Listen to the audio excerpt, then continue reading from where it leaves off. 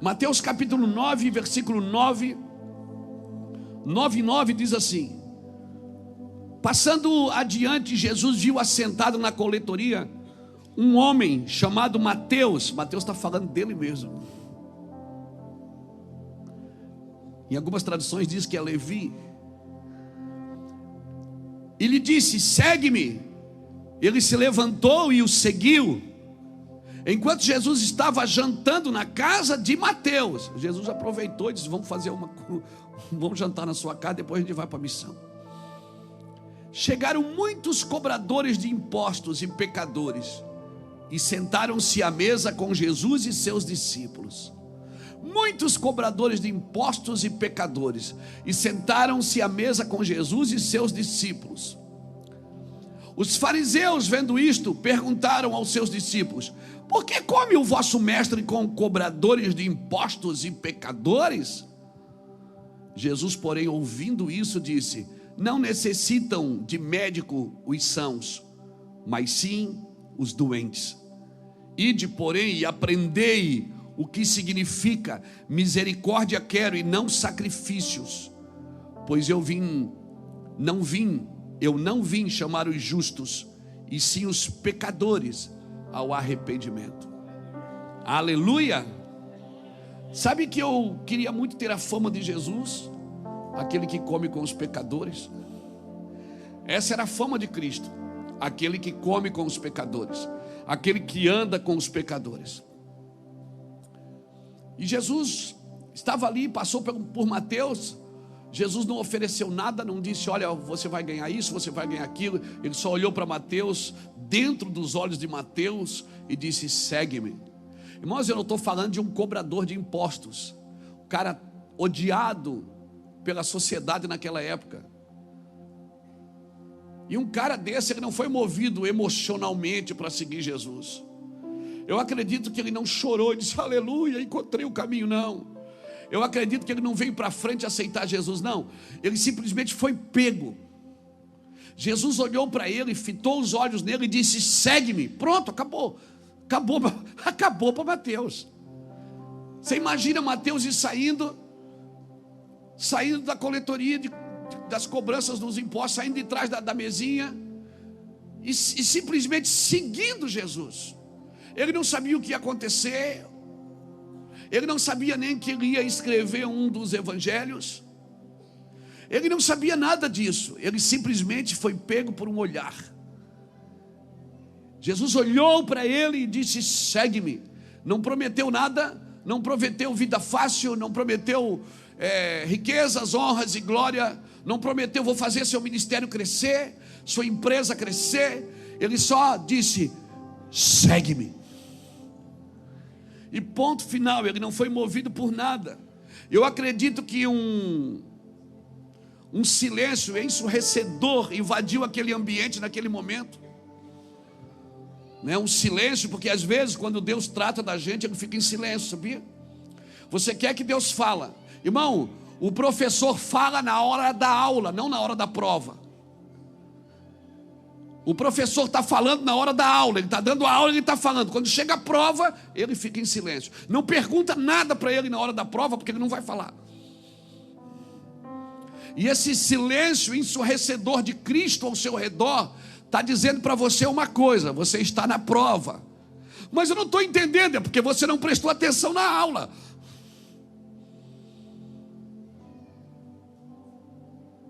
Se você prestar atenção na aula, quando a prova chega, você sabe a resposta. Então alguém diz: você vai ter que fazer a prova de novo. Não, eu diria que você vai ter que fazer a aula de novo. Talvez você não passou na aula do perdão. Talvez você não passou na aula da renúncia, da generosidade. Você vai ter que fazer a aula tudo de novo. Não é a prova. Porque não adianta fazer prova se não prestar atenção na aula. Observa as minhas palavras, esta é a regra. Presta atenção no que o Senhor diz, essa é a regra, irmãos. Cristianismo é isso. O professor fala na hora das aulas, mas se cala na hora da prova. E não adianta, quando você está na prova, você vai ter poucas ajudas. poucas ajudas. Você vai ter bastante ajuda na hora da aula. Na hora da aula você levanta a mão, faz pergunta, sorri, se alegra. Mas quando chega a prova, você vai ficar, é o silêncio. Aquele silêncio que ecoa dentro da gente. Aquele grito que ecoa dentro da gente. Alguém disse esses dias uma coisa tão interessante, eu achei muito legal. Diz assim que não há nada mais poderoso para desatar nós do que o pronome nós. Então assim, para desatar nós, é bom ser nós. Evangelho é nós, evangelho é coletivo. O Pai nosso, o pão nosso, o pecado é nosso, a vida é nossa. Não dá para viver todo mundo bem e um ruim. Se o membro do corpo padece, todo o corpo padece, mas só se padece se for corpo. Nós queremos uma liberdade. Nós tivemos uma escola aqui essa semana, foi falado muito sobre liberdade, sobre pureza, mas a liberdade, irmão, ela pode causar tanta desorganização na nossa vida, que a gente muitas vezes vai preferir ficar preso e organizado. Porque toda vez que você salta para um lugar de liberdade, vai dar uma desorganizada na sua vida. Se olhar para a vida de Mateus ou de Levi, chame ele como você achar que deve, você vai ver que estava tudo organizado na vida dele. E agora Jesus passa na vida dele e disse: segue-me. Irmão, é uma desorganização geral, mas às vezes o Senhor precisa desorganizar a nossa vida para poder entrar, porque a gente organizou tanto que não tem mais lugar para Ele. A gente tem a nossa vida na ponta do lápis, nós temos a nossa vida debaixo de todo o controle, de toda a segurança, e a gente tem dificuldade em deixar Cristo nos conduzir como um vento. Temos dificuldade. E aí, se você ficar olhando para trás, você vai compreender melhor a vida. Mas, querido, se você quer viver, deseja viver essa vida, você tem que olhar para frente, não é para trás. Você tem que olhar para frente e não espere uma crise para você saber o que é importante na sua vida. Tem coisa na sua vida que é importante, mas parece que ela sofre a ótica. A gente só consegue enxergar quando está vivendo uma crise. Querido, o meu recado para você nessa noite é: não espere uma crise para você identificar o que é importante na sua vida. Não espere. Amar não se conjuga no passado. Você não pode conjugar amar no passado. Ou se ama para sempre, ou nunca se amou verdadeiramente. Ah, porque eu tinha amor, agora eu não tenho mais. Nunca teve. Obrigado pelo seu amém tão evangélico. Amar não se conjuga no passado. Não, porque eu amava essa pessoa, mas depois... Não, na realidade você nunca amou. Porque amor não é um sentimento, amor é uma pessoa. Deus é amor. Amor não é um sentimento. Então, por isso que você não tem que só sentir amor, você tem que saber sobre amor. Porque o que você sente você pode esquecer, mas o que você sabe sobre Deus, você nunca vai esquecer. Algumas coisas a gente diz: eu deixei de amar porque acabou o amor. Algumas coisas que acabam na vida da gente, a gente diz: acabou o amor. Não, é porque nunca teve amor. Porque onde tem amor não acaba nunca. Pode acabar a atração, pode acabar a segurança, pode acabar o dinheiro. E às vezes o amor acaba quando acaba o dinheiro. Então não era amor. O amor não termina nunca. Ele tudo sofre, tudo crê, tudo suporta, mas ele jamais acaba. Assim diz as Escrituras. Ele jamais acaba. A profecia acaba, a unção pode acabar, a movimentação pode acabar, mas o amor jamais acaba. E se eu não for pego por Cristo por amor, se for por promessas furadas de púlpito, se for por intenções ambiciosas do meu coração, cara, eu nunca vou entender. Você não vai entender o que eu estou falando. Eu tenho que ser pego por amor.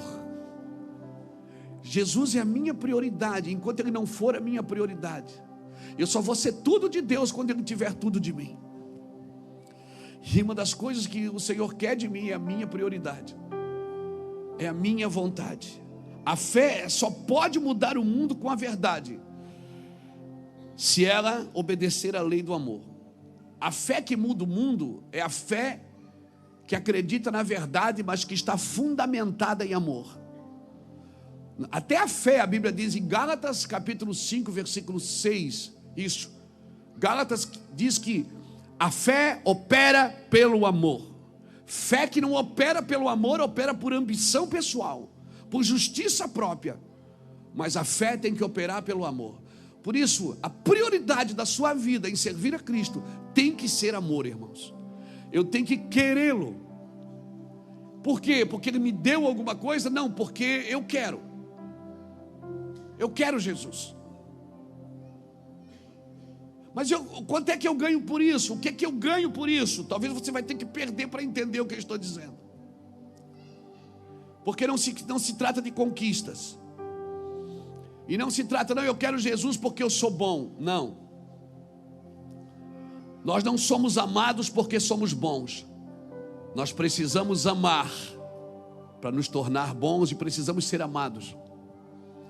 Hoje eu ouvi um relato, o pastor Alexandre Murakawa e a equipe estão fazendo trabalho na penitenciária, e hoje um irmão mandou da penitenciária um relato, que ele disse: pastor, a gente está aqui ministrando da penitenciária, e um dos caras aqui perigoso, cara, é perigoso, ele se dobrou a Cristo hoje numa choradeira, porque, irmão, a pessoa é ruim até ela ser amada. Lembra do filme A Bela e a Fera? Tem condições na sua cabeça uma menina bonitinha daquela amar uma coisa feia daquela? Não tem. Mas quando ela amou, não amou porque tinha, não amou porque fazia, amou porque era. Toda pessoa ruim, ela precisa ser amada. Olha para o irmão que está do seu lado e está falando com você aí, ó. É com você. Não olha para mim assim, irmão. Relaxa.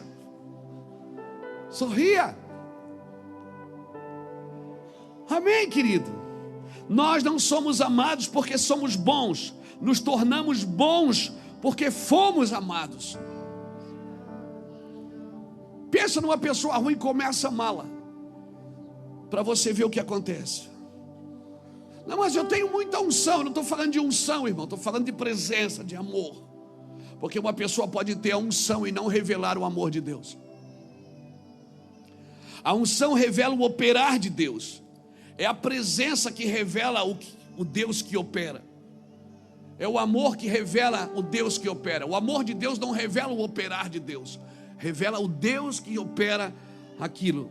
A unção traz Deus até onde as pessoas estão, mas o amor de Deus leva as pessoas até onde Deus está. Você está me entendendo? Espera aí. Então eu posso mudar o mundo por isso? Você pode mudar pelo menos o lugar que você mora. Você pode mudar pelo menos o condomínio que você está. Você pode mudar pelo menos a rua que você está. E olha, você pode até não mudar o mundo com a sua dignidade. Talvez você não vai mudar o mundo com a sua dignidade, mas vai ter um injusto a menos no mundo. Você.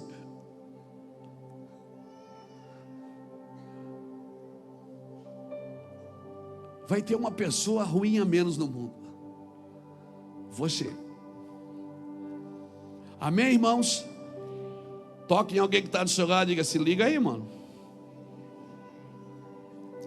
Talvez essa seja a maior dificuldade que a gente tem no cristianismo. Na escola que nós tivemos aqui essa semana, eu falei muito sobre o cristianismo saudável do Cristo. Porque às vezes o cristianismo da igreja evangélica não é o mesmo cristianismo do Cristo. Às vezes a gente prepara as pessoas para vir à igreja e não ser a igreja. Prepara as pessoas para receber algo de Deus, mas não receber Deus. Então talvez seja essa a interpretação errada do cristianismo. E a interpretação errada do cristianismo, irmãos, ela dificulta a solução que ele produz na vida das pessoas. Porque eu interpreto o cristianismo a partir de mim, não a partir de Cristo. Cristo ama, Deus ama, e ponto final. Ama quem merece, ama quem precisa, ama quem deve ser amado e ama quem precisa ser amado. Ama quem merece ser amado. Então, essa deturpação da interpretação do cristianismo não vai trazer uma solução genuína. Não porque o cristianismo é fraco, é porque quem fala e quem ouve não está interpretando corretamente o cristianismo, irmãos. Ficou muito metódico, para não dizer chato. Ficou muito de plástico, muito sem sentimento, muito sem renúncia. Eu vou repetir: a deturpação da interpretação dificulta a solução. Pronto, acabou. A interpretação, ou melhor, a deturpação da interpretação dificulta a solução que ele poderia trazer.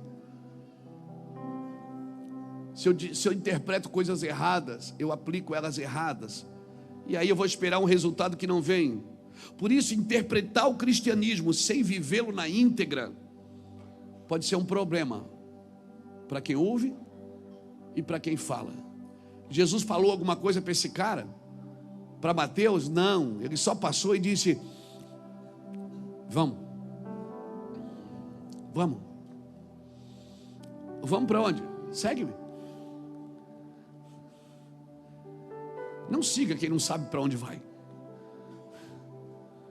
Jesus disse: segue-me. Mateus fez um jantar de despedida com os amigos, chamou os amigos todos, os cobradores de impostos, chamou Jesus: o senhor dá uma palavra para meus amigos? Jesus disse: dou, vamos lá. E aí ficou um povo na porta dizendo: mas aqui não mora um cobrador de impostos? Chamou um discípulo e disse: por que o mestre de vocês come com os pecadores e com os cobradores de impostos? Jesus, ligado, ouviu, disse: vai tentar interpretar, tenta interpretar isso. Misericórdia eu quero e não sacrifício. Eu não quero seu dinheiro dentro do envelope, eu quero seu coração. Porque se eu tiver seu coração, o que você vai me dar não cabe dentro daquele envelope.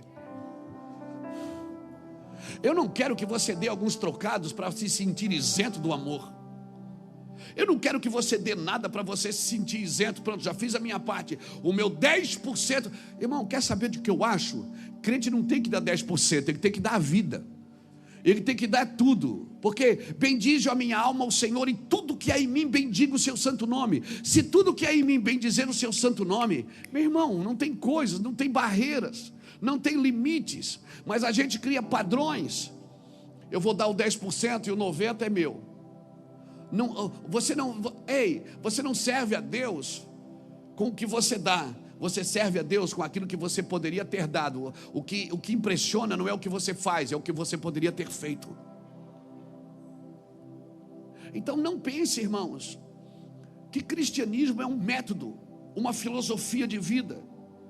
Então, querido, essa deturpação e o pior, sabe que muita deturpação da interpretação não brota da ignorância das pessoas, brota da vaidade delas. É da vaidade do saber, que é a pior de todas. É o orgulho de ter, orgulho de fazer, orgulho de ser. Esse é o pior orgulho que tem, é o orgulho da integridade. É você ser tão bom que você tem orgulho de você. Irmãos, essa deturpação, ela não brota da ignorância, mas da vaidade de quem sabe. Porque a ignorância, ela pode ser esclarecida, mas a vaidade do saber, falta nela a consideração de quem sabe trazer luz para quem não sabe. Então não é ignorância, porque tem uma ignorância que nos protege. É melhor não saber do que saber e não fazer. Então, enquanto eu não sei, eu não sou responsável porque eu não sei. Mas à medida que tem alguém aqui na frente dizendo: olha, você lê lá naquele versículo, olha, preste atenção nisso, olha, acorda para aquilo, cara, você já não é mais ignorante.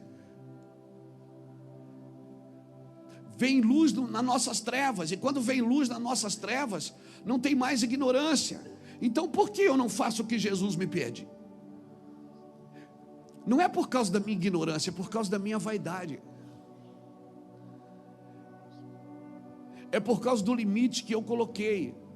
Eu vou cuidar de gente assim, assim, assado. Uma vez um pastor me falou assim: vocês dão comida para quem mora na rua, vocês têm restaurante, vocês têm casa de recuperação, porque esse é o chamado de vocês.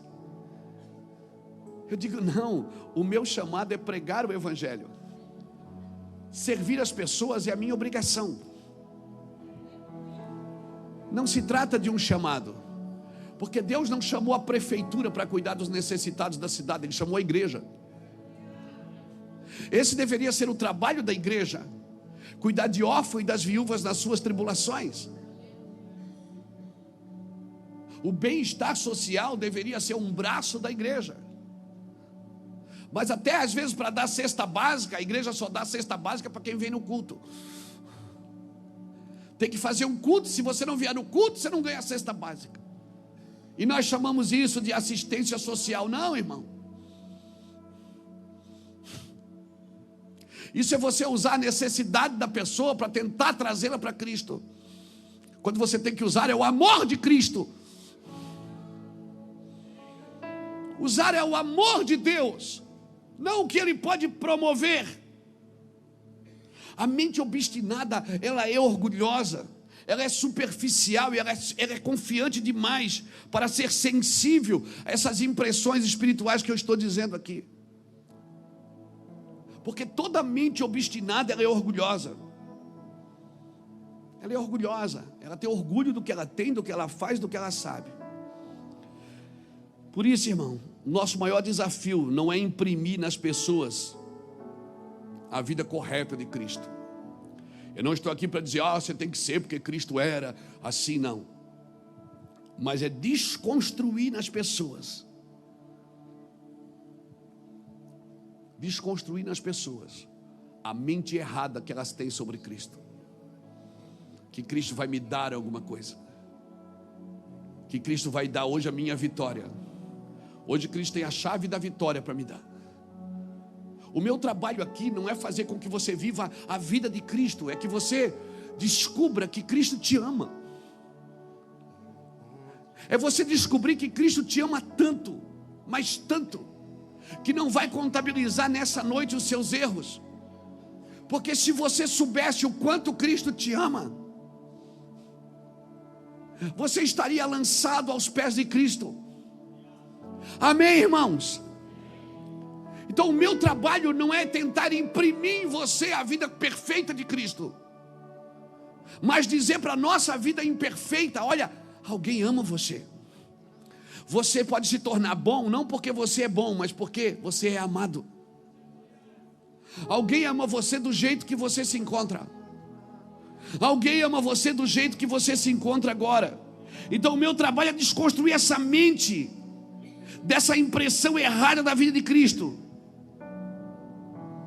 E eu não quero, irmãos, que a gente se torne uma igreja que nós afirmamos ter extraído da vida de Jesus um código de lei correta, de conduta correta. Isso não é suficiente, meu amigo.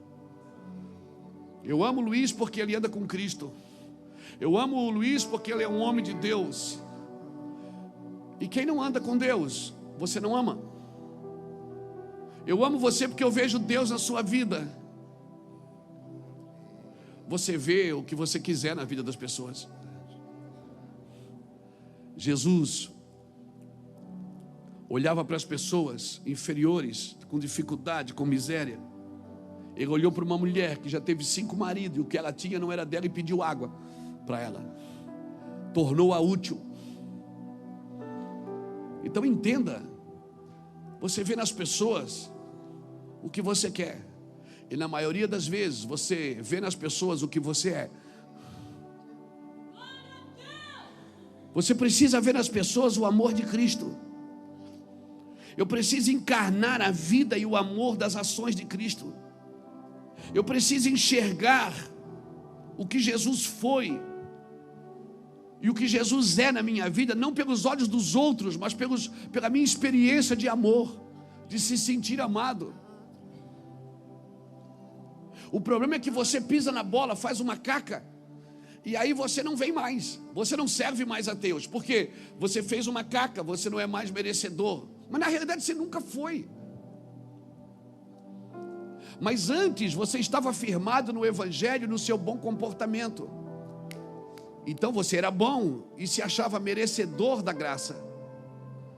E você se achava merecedor do favor. Não, você nunca foi, eu nunca fui. Eu estou pregando pela misericórdia de Deus. Você também está aqui pela misericórdia de Deus.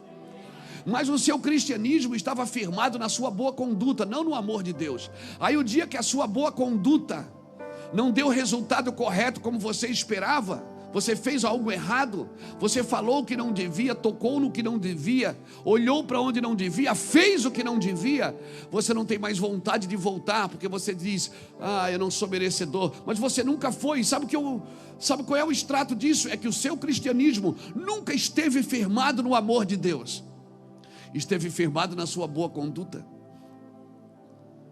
E aí nem você se dá o direito de ter feito algo errado. Então me perdoe, amigo, você não entendeu a graça. Você não entendeu o favor de Deus. Amém? Amém, irmãos? Você não entendeu o favor de Deus. Nós estamos aqui porque somos necessitados disso. Jesus viveu algo tão sobrenatural, profundo, inovador, imparcial, receptivo, que é impossível você encontrar essas características em outro homem, em outra pessoa que viveu na terra. Que é impossível você encontrar algo equivalente na vida de outra pessoa. Por isso Jesus é o seu modelo. O seu modelo não é seu pastor, não é seu pai, não é sua mãe. São pessoas que merecem o meu respeito e devem ser respeitadas por mim, mas o meu modelo é Cristo, a medida exata do amor de Deus, que veio nessa terra e morreu por mim, ressuscitou ao terceiro dia e deixou um modelo a ser seguido. Só Luiz, anda nesse caminho. Jesus não fez uso das suas habilidades com fins particulares. Jesus não usou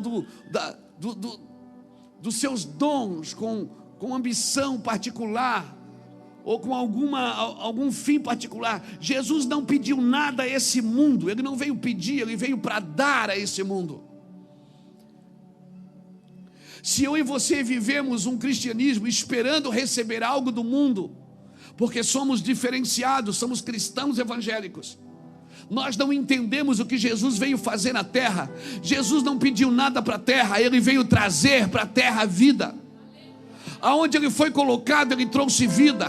Aonde tinha doente perto dele, ele trouxe vida. Aonde tinha necessidade, ele trouxe multiplicação e prosperidade. Aonde Jesus passou, porque ele não esperava receber nada da terra. Por isso eu e você estamos deturpando o Evangelho quando nós queremos usar do Evangelho para conquistar algumas coisas para nós. Não me olhe assim. Sorria. Relaxa, irmãos. Cristianismo é você dar para a terra o que ela precisa. Cristianismo é o céu gritando dentro de você. E você, parte de você é pó da terra, mas parte de você é glória de Deus. E você poderia manifestar a glória de Deus aonde você está. Cristianismo é o céu gritando dentro de você, é o reino dos céus esperando para ser manifestado pelas suas ações. Isso é cristianismo saudável, é o cristianismo do Cristo vivo. É você estar lá em algum lugar e você poder expressar o amor, você poder falar do amor, não se beneficiar do cristianismo. Eu sou diferente, eu sou melhor, eu tenho a bênção de Deus. Não, se eu tenho a bênção de Deus, não pode ter pessoas do meu lado que não são abençoadas. Cristianismo é a vida de Cristo fluindo de dentro de mim. Amém, irmãos? Vocês estão bem? Posso continuar? Jesus não fez uso das suas habilidades. Jesus estava feliz em falar das suas verdades. E sabe para que ele falava as suas verdades, Fábio? Para ouvintes casuais. Jesus falava das verdades dele para ouvintes casuais. Ele gastou a riqueza do seu intelecto, gastou o sobrenatural dos seus dons com pessoas simples, humildes e pecadoras. Jesus não escolheu o seu público. Basta alguém ter precisado, Jesus estava lá. Basta alguém estar em necessidade, Jesus estava lá. A riqueza da sua sabedoria, a riqueza do seu intelecto, a riqueza da sua grandeza foi gasta com pessoas simples e humildes, mas que queriam. Ninguém que queria o favor de Cristo foi desprezado. Um centurião, um soldado romano foi atendido. Uma mulher cirofenícia, que nem judia era, Jesus desprezou, não atendeu, chamou a mulher até de cachorra. Disse: eu não posso tirar o pão da boca dos filhos e dar aos cachorrinhos. E ela continuou atrás dele. Jesus abraçou leprosos, se permitiu fazer coisas que a lei dizia para ele não fazer. Ele discriminou tão pouco que até Judas podia estar na sua equipe de administração. Ele pegou a bolsinha do dinheiro e deu para o ladrão cuidar. Livre de discriminação. Livre de qualquer tipo de discriminação. Ele permitiu que até mulheres contaminadas com desonra e impureza oferecessem sinais de afeto em público para ele. Alguém está me entendendo aqui? Levante sua mão, por favor.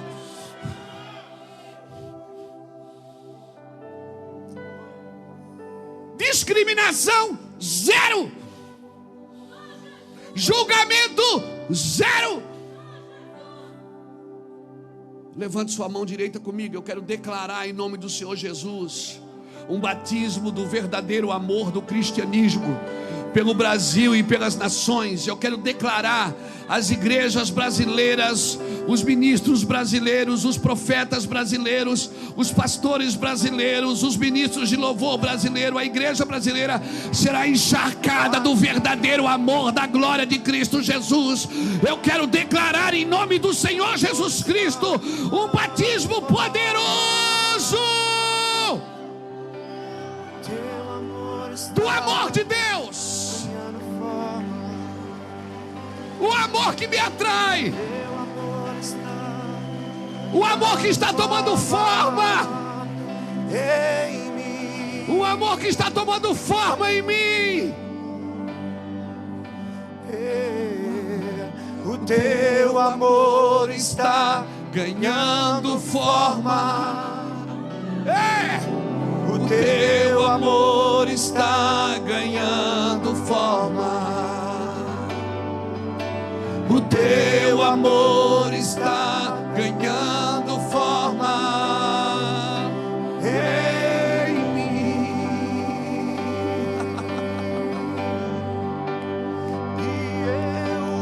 E eu vou, Jesus, me esvaziar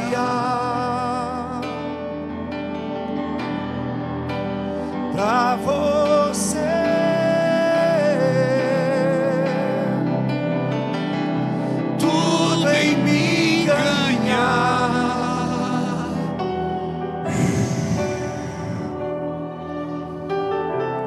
Jesus não tinha orgulho da sua influência. Ele não tinha orgulho da sua influência. Ele usou tudo que tinha para garantir que todos fossem tocados. Ele usou tudo que era, tudo que tinha. Amor de Deus. Eu não vou conhecer na sua plenitude. Jesus, ele não procurou o favor dos homens, ele procurou o amor dos homens. Cristianismo que busca só o favor dos outros não pode ser o cristianismo saudável do Cristo vivo, irmãos. Por isso, por onde passava, quem se sentia amado deixava tudo para segui-lo. E eu sei que é terrível mesmo entender isso. Quantas pessoas boas não tinham naquele dia, ali diante de Mateus na coletoria? Talvez Mateus era o carrasco e quem estava pagando o imposto eram as vítimas. Mas ele não chamou as vítimas do sistema. Ele chamou aquele que era o carrasco. Ele passa no caminho de Jericó e ele olha para uma árvore e vê um carrasco lá em cima. E diz: desce-me, Zaqueu, me convém ficar na tua casa. Parece que distante do cristianismo que nós entendemos, Jesus não chamava as vítimas, chamava os carrascos. Porque enquanto você achar que você é vítima, Deus não pode te atrair a um cristianismo verdadeiro. Mas o dia que você olhar para você e disser: Senhor, eu sou o culpado. Enquanto você transferir a culpa, Jesus não pode te encharcar com esse amor. Não cabia na cabeça de Ananias que ele chamou Saulo de Tarso, aquele assassino. E ainda Jesus disse: Ananias, vai lá, Saulo está te esperando, ora por ele, eu vou abrir os olhos dele. Ananias pregou para Jesus, disse: Jesus, você conhece esse cara? Esse cara é um carrasco, ele está matando os crentes. Ele matou um primo meu, matou um tio meu. Ele foi na igreja lá na nossa cidade e destruiu a igreja. Jesus disse: vai, Ananias, não discute, você não está entendendo nada. Vou levantar esse cara para ele vai agora aprender como que é sofrer pelo meu nome. Não discute, cara, com Jesus não é você que decide quem entra e quem sai. Quando a unção desceu em Jericó, quando a unção caiu em Jericó, que os muros caíram, a família de uma prostituta chamada Raabe foi salva. E a família de Acã, um dos guerreiros de Josué, foi morta por causa da sua ambição. Porque quando a unção vem, ela separa aquilo que é daquilo que parece ser. Por isso tem gente que está dentro que vai ter que ir afora, para fora. E gente que está fora virá para dentro. Não discuta com Deus, não discuta na unção com Deus, não discuta no favor de Deus. A sua equação não é igual a dele. Ele diz que o último é que é o primeiro, que o louco é que é sábio, que o pobre é que é rico, que o fraco é que é forte, que o que chora é que está alegre. Que o que renuncia é que realmente é conquistador. Cristianismo, a sua equação não é igual a dele, amigo. Por isso eu e você temos que estar aberto para Cristo. Um cobrador de impostos, um homem com poucas habilidades para ser movido por emoções repentinas. O cara que trabalha com a razão, é cobrador de imposto, 2 e 2 é 4 para ele. Um cara com poucas habilidades para ser movido por emoções. Deixou tudo e seguiu Jesus. Ei, cara, se prepare, Jesus vai pegar os caras diferenciados esses dias. Pense em alguém diferenciado ao seu redor, diferenciado que eu digo, razão pura. Jesus vai pegar ele. Pescadores à beira do mar deixaram seus barcos e começaram a segui-lo. E eles só tinham visto ele uma vez. Uma mulher que vê ele passar, sai correndo, entra numa festa que ela nem foi convidada, com um vaso de perfume na mão, gritando: derrubando cadeira, derrubando tudo. Invadiu a casa de Simão leproso, se prostrou aos pés dele, chorou sobre ele, quebrou a ponta do vaso e despejou tudo sobre ele. Meu Deus, que gente doida! Mas basta um olhar de Jesus, um toque de Cristo. Olharam para ele e foram iluminados, e os seus rostos não ficaram confundidos. Quando Jesus bateu os olhos em você, e você olhar profundamente para os olhos de Cristo, você também vai se sentir amado, e você vai ver que você não é tão ruim assim como você acha que é, que você não é tão orgulhoso assim, tão impuro assim. Jesus vai te amar, cara. Você precisa entender o que eu estou dizendo aqui. Você vai ser amado pela única habilidade que Ele tem de amar, não porque você é um merecedor disso.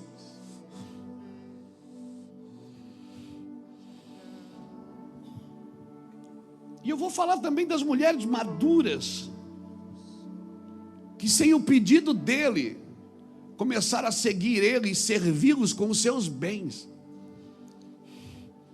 E não era mulher assim, mulher madura. Filhas, esposas de homens magistrados que tinham recursos. Imagina uma mulher dessa que não tinha expressão na época, falar para o marido: meu amor, dá um cheque aí que Deus mandou investir naquele ministério.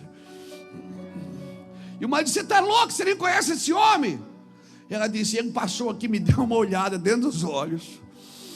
E mulheres maduras, elas não eram loucas, elas não eram nécias, elas não eram imorais, elas estavam ali, elas se converteram realmente. Amém. E eu nem vou falar dos criminosos, eu nem vou falar dos leprosos, eu nem vou falar dos adúlteros, dos corruptos, que se tornaram crianças e viram os seus erros e suas feridas sendo arrancados só com o olhar dele quando ele passava. Eu nem vou falar dessa turma ruim, que ele só passava e olhava, e as pessoas iam deixando tudo e iam atrás dele. Ele causou uma revolução por onde andou, por onde passou. E não era com forças, não era com armas, era com amor. Ele simplesmente olhou e amou, não questionou, não criticou, não julgou, não discriminou, apenas amou. Cadê o cristianismo do Cristo vivo, que vai olhar e amar sem discriminar, sem condenar, sem repudiar?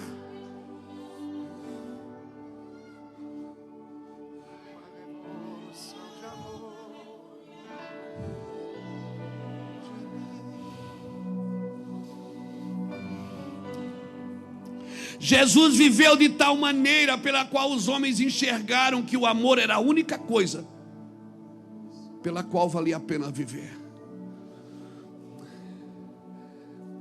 Eu sonho com esse amor para o cristianismo no Brasil. Alguém está me entendendo aqui? Levante sua mão e sonhe comigo. Alguém está em casa me assistindo? Por favor, eu sonho com esse cristianismo para o Brasil.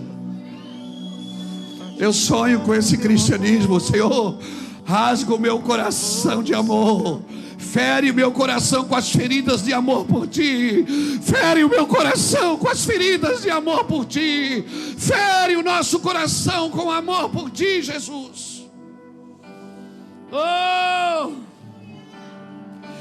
A sua vida só vai ter significado a partir do amor, porque se não tem amor, não tem significado. Seu serviço não traz significado para ela, sua crença não traz significado para ela, sua religião não traz significado para ela, seus diplomas não trazem. O que traz significado para a sua vida é o amor.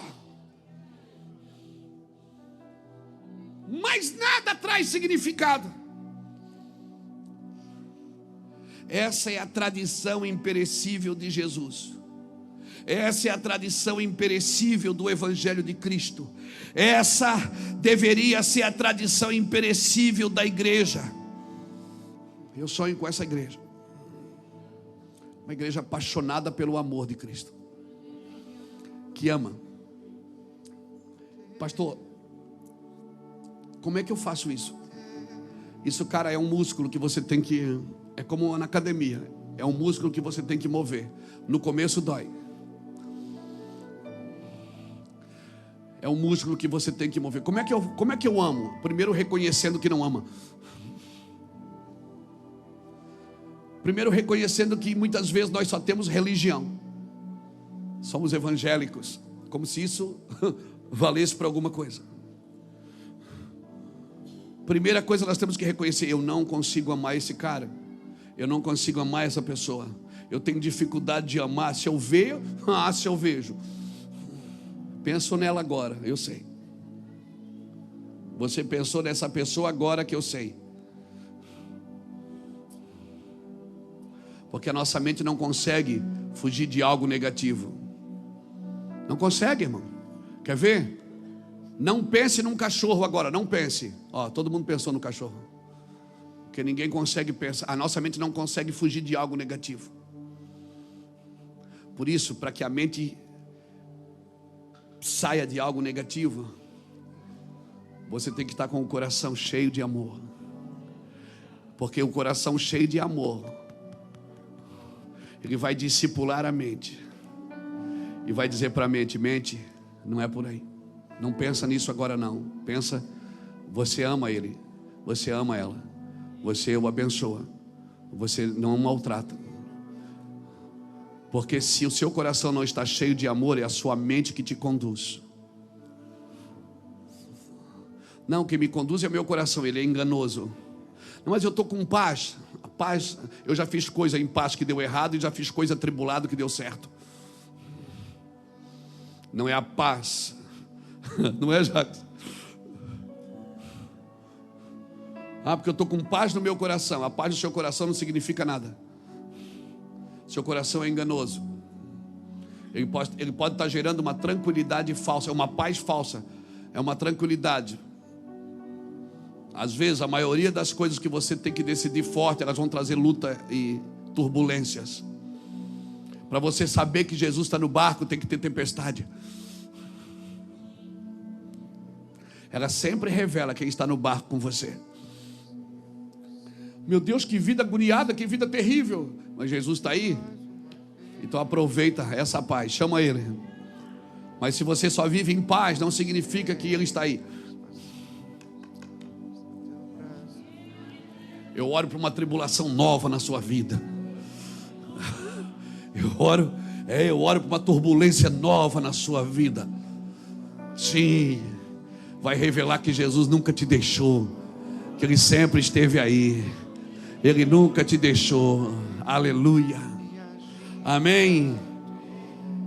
Esta é a sua divindade. Este é o seu apelo universal. Este é o apelo de Jesus para você. É como se Jesus olhasse para você hoje e dissesse: está alguém aqui que te ama. Você precisa acordar para isso. Jesus te ama. Não é aquele: ai, irmão, Jesus te ama. Não. Jesus te ama. Você precisa conhecer. E a única forma de mostrar que Ele está no controle é permitindo que a gente viva situações que a gente não pode controlar. A única forma de mostrar que é Ele que controla é permitir que você viva situações que você não pode controlar. Então Ele vai mostrar para você: eu estou aqui. Então o cristianismo verdadeiro para mim, eu escutei, ei, aleluia. Então o cristianismo verdadeiro para mim é a reprodução exata desse espírito de amor. É a criação de homens e mulheres amáveis, que elevam a todo mundo. Quando você olha para uma pessoa, você eleva ela. E atrai a todos, que respeita a todos pelo fascinante amor de Jesus. Que todo mundo que você olha, você eleva. Que ninguém se sente inferior ao seu redor. Que ninguém se sente pequeno perto do grande eu sou. Que ninguém se sente inferior quando está com você. Que todo mundo que senta com você se sente amado, se sente abençoado. Para mim esse é o grito universal de Cristo. Ei, você precisa conhecer o meu amor. Você precisa saber o quanto eu te amo. O que é uma igreja cristã? O que é uma igreja cristã? É uma reunião de domingo? Não, irmão, é uma confraria de homens e mulheres com esse amor. É que deveria ser. O que é uma sociedade cristã? Se não uma sociedade encharcada com esse espírito, que submete tudo e todos à prova do amor, que resolve as suas diferenças com este amor, que conserta os seus lares, as suas vidas com esse amor, que submetem todo o assunto da vida a este amor. Isso para mim é uma sociedade cristã. Vai lá. Se a desigualdade social, o orgulho, o desprezo, a frieza, a teologia severa que produz disputa infinita, o egoísmo que fere os humildes, a força que desconsidera a fraqueza, a vaidade que machuca o simples, ainda está em nosso meio, nós ainda não fomos batizados com esse amor. Eu vou repetir, posso? Se a desigualdade social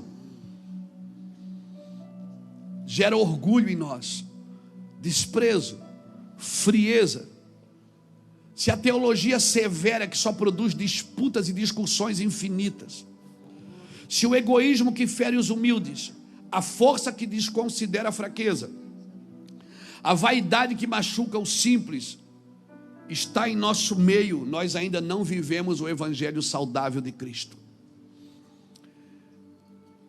Mas tem jeito, irmãos. Se é a noiva de Cristo, não é. Se a noiva de Cristo não tem um sorriso festivo pela presença do noivo, se a noiva de Cristo não está servindo a mesa para os seus convidados, se a noiva de Cristo não está desejando a intimidade depois da festa, eu não sei quanto a você, quando eu saio de um culto como esse, eu tenho vontade de ir para casa e ficar sozinho. Eu não me sinto, pronto, descarreguei a semana. Não. Se a noiva de Cristo, ela não tem um sorriso festivo por causa da presença do noivo, se ela não serve os convidados da festa, e se ela não tem vontade de ter intimidade depois da festa, olha, eu vou te falar, é bem provável que a gente ainda não conhece esse amor. E se nós não estamos assim, como eu disse, é bem provável que ele esteja na festa de casamento, mas em outro lugar, e não aqui. E sua igreja permanece, como diz Laodiceia, do lado de fora, com as portas trancadas. Ela permanece com as portas trancadas, prendendo ele para fora, presa nas suas vaidades. Não, irmão, Jesus ainda está passando, olhando para você e dizendo: segue-me. Amém?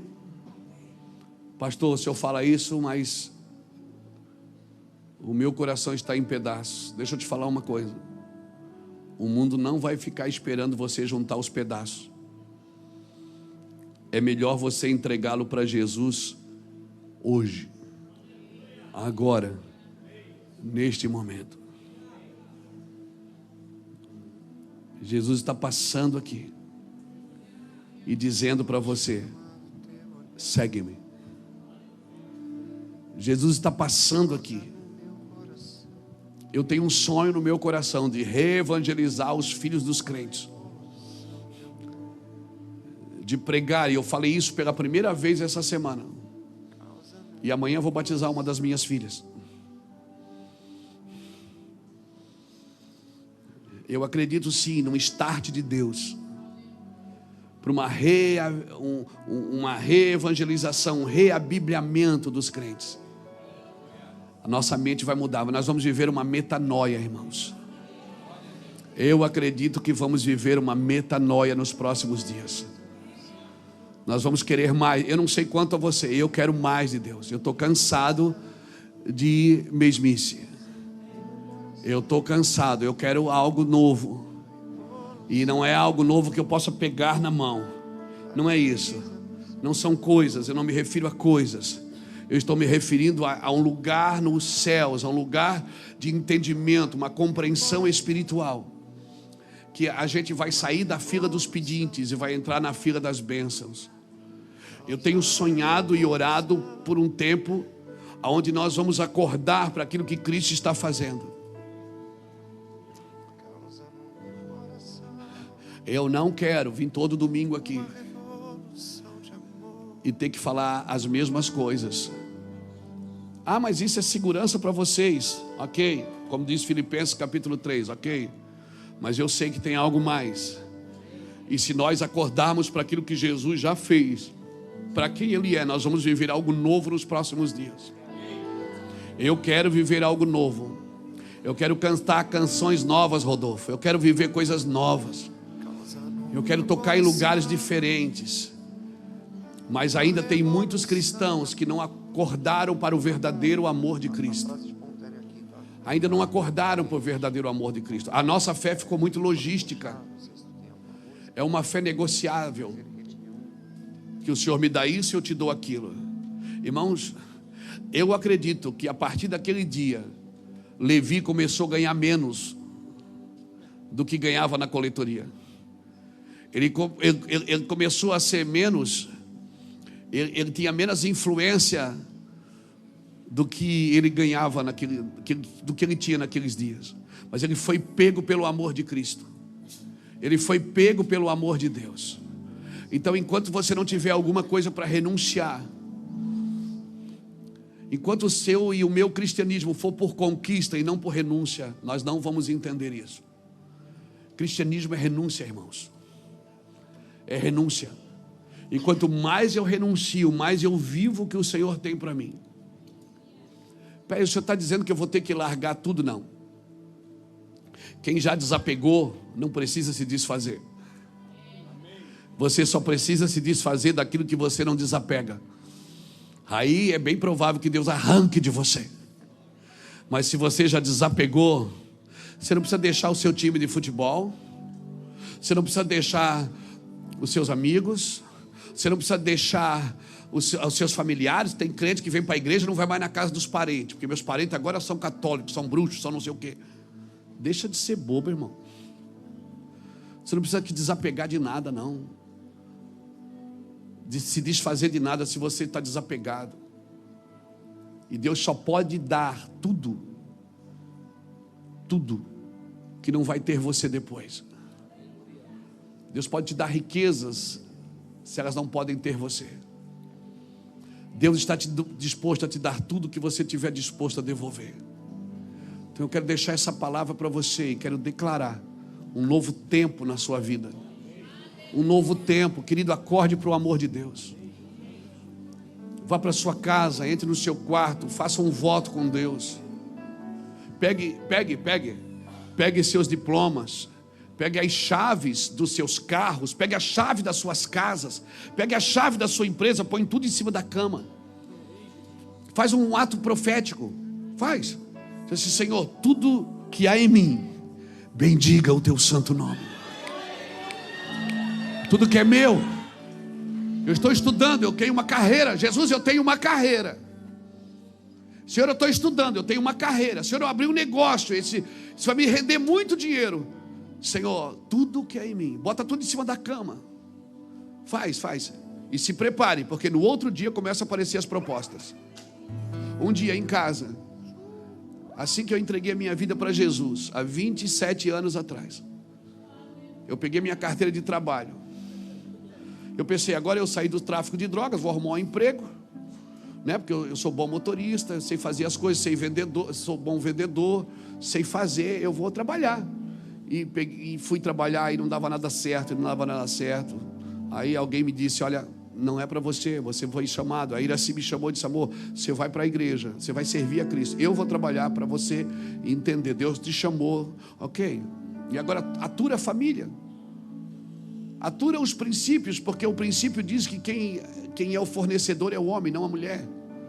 O princípio diz que o homem é o provedor e não ela. E ela trabalhava para prover a casa, e eu em casa, andando de bicicleta nas ruas de Itajaí, pregando o evangelho. Quebrando todo o princípio, todo o paradigma. Peguei minha carteira de trabalho numa madrugada e disse: Jesus, a partir de hoje, eu vou ser um pregador. Eu vou estudar, eu vou entrar nas escrituras. O Senhor já entrou em mim, agora eu vou entrar no Senhor. Eu quero conhecer teu coração, o teu amor. Se for para ser mais um, eu não quero. Se for para ser mais um pregador correndo atrás de oferta, eu não quero. Eu quero ser alguém diferente. No outro dia, começou a aparecer emprego, propostas. Vou abrir uma empresa para você tocar. E aí ele se olhava e disse: não, Luiz já está trabalhando. Eu doido para ir, irmão. Então se prepare, faça um ato profético, experimente Jesus. Experimente, a Bíblia manda você fazer provas da sua fé. Pega as chaves do seu carro, pega a chave da sua empresa, do seu negócio, pega a chave da casa, pega da casa da praia também. Bota tudo em cima da cama e diz assim: ó, Senhor, paga a luz. Não, deixa a luz acesa para você ver. Pega os diplomas que você ganhou, as influências que você tem. Pega, irmãos. Diz: a partir de hoje, tudo que há em mim vai bendizer o teu santo nome. Tudo que eu ganhar é nós.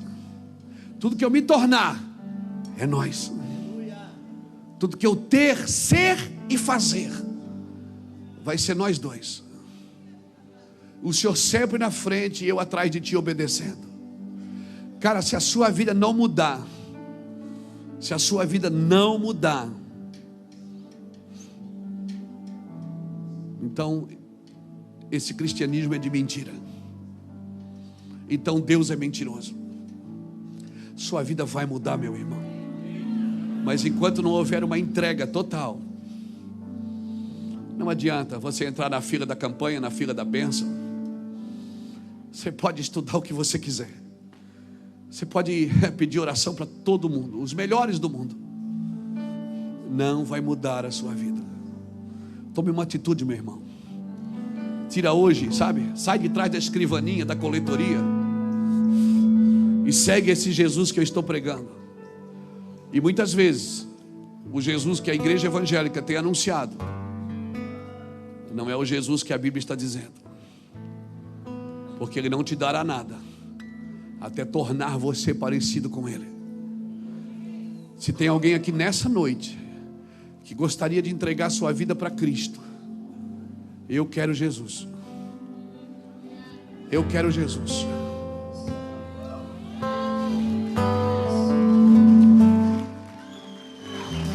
Se tem alguém aqui nessa noite que gostaria de entregar a sua vida para Cristo, essa é a sua noite. Eu não vou te prometer nada.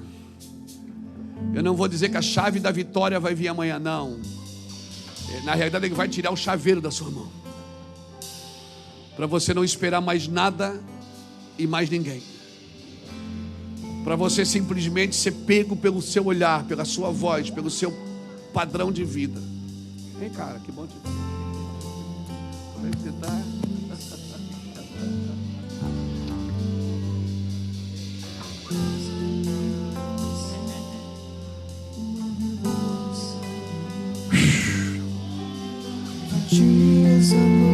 Eu não quero nada que Jesus não tem para mim, mas eu também não quero aquém, não além, mas também não quero aquém do que Ele tem. Eu quero tudo que Ele tem para mim. Ele tem vida para mim, eu quero vida. Eu quero vida, vida de Cristo.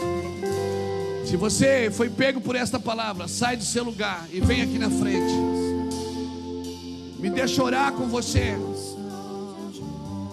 Me deixa orar com você. Oh, Espírito de Deus, causa no meu coração uma revolução de amor. Batiza-nos com fogo dos seus olhos. Causa no meu coração uma revolução de amor. Batiza-nos com fogo dos seus olhos. Causa no meu coração uma revolução de amor. Batiza-nos com fogo dos seus olhos. Causa no meu coração uma revolução de amor. Batiza-nos com fogo dos seus olhos. Causa no meu coração uma revolução de amor. Causa no meu coração uma revolução de amor. Causa no meu coração uma revolução de amor. Causa no meu coração uma revolução de amor. Causa no meu coração uma revolução de amor.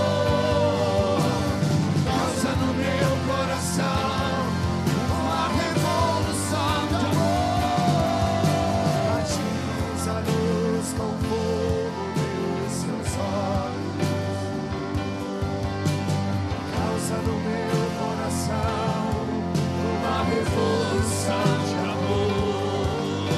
Batiza-nos com fogo dos seus olhos.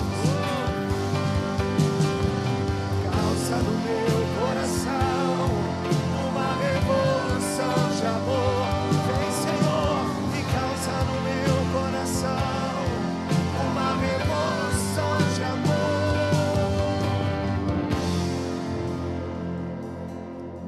O mundo sempre foi dividido por quem tem e por quem não tem. Mas Deus está virando chaves nessa geração. Nós seremos medidos por quem ama e por quem não ama.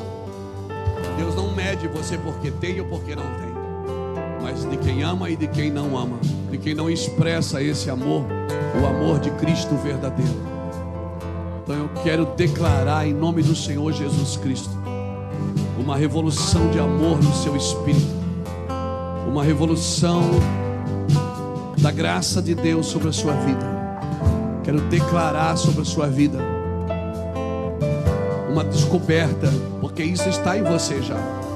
Não é nada que você vai descobrir aqui fora. Isso está em você. Necessita de uma ruptura, de uma comunhão profunda com o Espírito Santo. O Espírito Santo vai mostrar você para você mesmo, sem sentimentos, sem dor, sem cobranças. O evangelho da cobrança é um evangelho religioso, irmãos. O evangelho de pessoas que ditam regras para os outros, mas mesmo eles não cumprem. O evangelho de Jesus, ele vai pegar você por dentro, vai mostrar você para você mesmo, vai levar você para lugares em nome de Jesus, vai levar você para ver você mesmo. Ninguém vai te medir. Quem vai te medir é o Senhor. Não entregue o seu coração para ninguém sem primeiro entregar para Cristo. Deixa que o Senhor mostre a você o que você precisa mudar. Deixa que o Senhor revela para você. Quando eu vim para Cristo, irmãos, a religião quis me impor muitas coisas. E eu comecei a estudar a Bíblia, e eu li a Bíblia 3 vezes em 5 meses. E as coisas ficaram tão claras para mim, tão claras, mas tão videntes assim, tão esclarecedoras. Mas ainda me faltava o amor. Eu sabia, mas não amava. E 1 Coríntios capítulo 8 diz que o saber incha, mas o amor edifica. Hoje eu vou dizer uma coisa para você. Eu sei muito do evangelho, eu estudo bastante, eu sei muito de algumas coisas que são interessantes, mas eu troco tudo isso por uma noite de amor com Cristo. por uma noite de intimidade com Cristo. Eu não quero servir um Cristo por regras. Ele me amou. Ele me amou quando ninguém mais acreditava em mim. Ele me amou quando ninguém confiou em mim. Quando ninguém acreditava na minha moral, que ninguém acreditava no meu caráter, nem eu mesmo, ao ponto de botar uma arma na minha cabeça. E só não tirei a minha vida porque a Iraci avançou na arma e arrancou ela e conseguiu desengatilhar. Nem eu acreditava em mim. Quando eu descobri alguém, quando eu conheci alguém que me amou, mesmo eu sem eu me amar, eu disse: eu preciso conhecê-lo. Eu preciso conhecer esse Deus. E preciso viver no meio das pessoas como Ele viveria, como Ele seria para as pessoas. Eu quero ser como Ele. Ele me amou quando eu não me amei, quando eu não confiei em mim, quando eu não acreditava mais em mim. Uma madrugada eu olhei para Iraci deitada na cama, olhei para os meus filhos, eu digo: cara, eu não nasci para isso. Eu vou morrer, eu vou tirar minha vida. E naquela madrugada, em 1995, quando amanheceu o dia, eu fui levado na casa de uma mulher para orar por mim. E naquele dia eu conheci Jesus. Eu tive uma visão com Jesus. Eu queria conhecê-lo. Até hoje eu desejo conhecê-lo. Conhecer a comunhão dos seus sofrimentos e conhecer o poder da sua ressurreição. Como não ser entregue, como não ser tudo, como não viver para Ele, irmãos. É impossível não viver para Cristo. Eu tenho muitas vontades que talvez não sejam as vontades dele. Eu tenho muitos desejos que também eu sei que não são os desejos dele. Eu tenho ambições que passam pelo meu coração que às vezes não vêm dele. E a minha luta não é mais ter ou conquistar, mas sempre foi andar de acordo com a sua vontade. Ninguém precisa mais dizer para mim. Ninguém mais precisa dizer para mim: você tem que fazer isso, você tem que fazer aquilo. Não, irmãos. Eu já achei. Eu sei o que Ele quer. Eu sei o que Ele gosta. Por quê? Porque eu vivo com Ele. Eu sei o que agrada ao coração dele e o que desagrada. Eu sei quando eu o entristeço. Ninguém precisa me dizer. O Senhor está nos chamando para uma comunhão profunda, irmãos. Um evangelho profundo. Não é um evangelho de regras, dente por dente, olho por olho, não. O evangelho de renúncia. Senhor, eu fiz isso, eu vi aquilo, eu não devia ter visto, eu não devia ter falado, eu não devia ter tocado, eu não devia ter pensado. Mas eu fiz, eu pensei, mas eu peço a tua misericórdia, me ajuda. É esse lugar que Jesus quer. Se lave diariamente, mergulhe nesse rio diariamente. É esse lugar, irmãos. É esse cristianismo que eu acredito. E é por esse cristianismo que eu vou morrer um dia. E vou ressuscitar um dia também. Eu não nasci para encher igreja. A minha ambição não é encher cadeiras. A minha ambição é ficar parecido com Jesus. Amar como Ele amou. Viver como Ele viveu. Eu oro para que a gente ache esse lugar, irmãos, no nosso cristianismo. O cristianismo saudável do Cristo. Põe a mão no seu coração, me deixa orar com você, querido. Você que está em casa também, pela internet. Pai, em nome de Jesus, eu oro para que morra em nós, Senhor, tudo aquilo que não edifica o Teu nome. Que morra em nós todo tipo de julgamento, de justiça própria, de ambição, de interesses pessoais. Que morra em nós, Senhor Deus, tudo aquilo que não glorifica o Senhor Jesus. Que morra em nós toda e qualquer altivez, orgulho, soberba, crítica. Sim, Senhor. fere o nosso coração com as feridas de amor por Ti, Jesus. Que a gente queira o Senhor. Então as outras coisas podem ser acrescentadas, Senhor. Tem lugar para muita coisa, mas só depois que o Senhor encher as nossas vidas. Amém.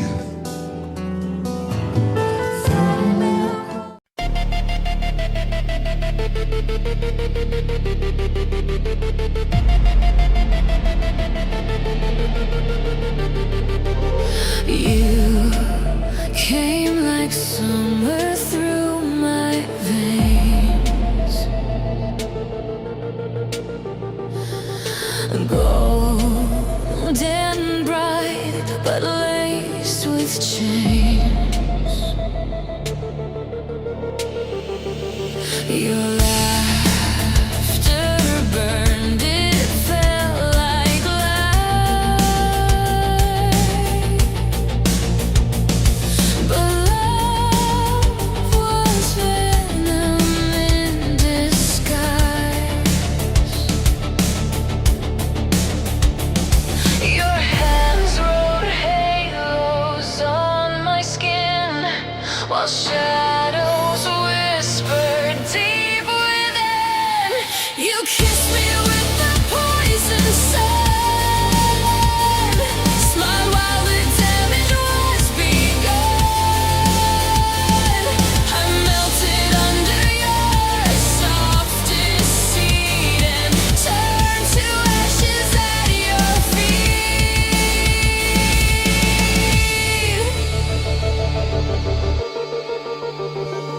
You painted warmth on frozen lies. I saw the truth behind your eyes.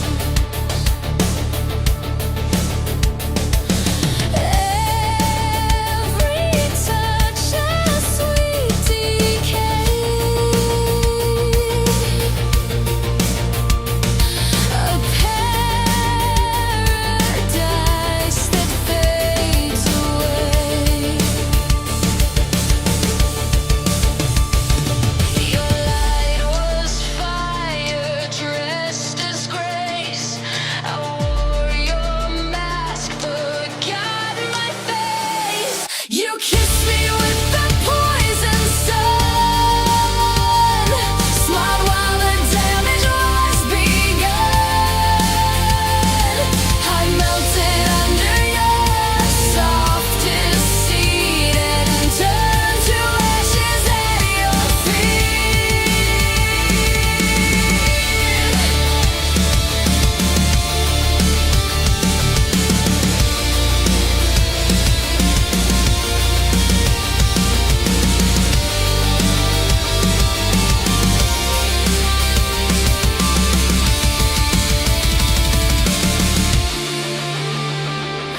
Now I breathe in smoke and clarity.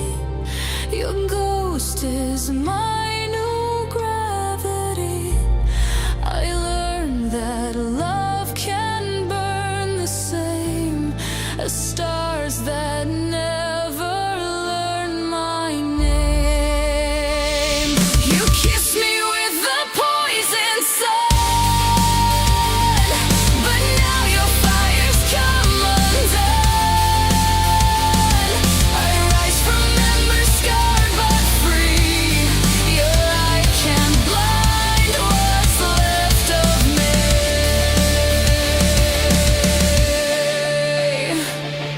You were never cold, just here.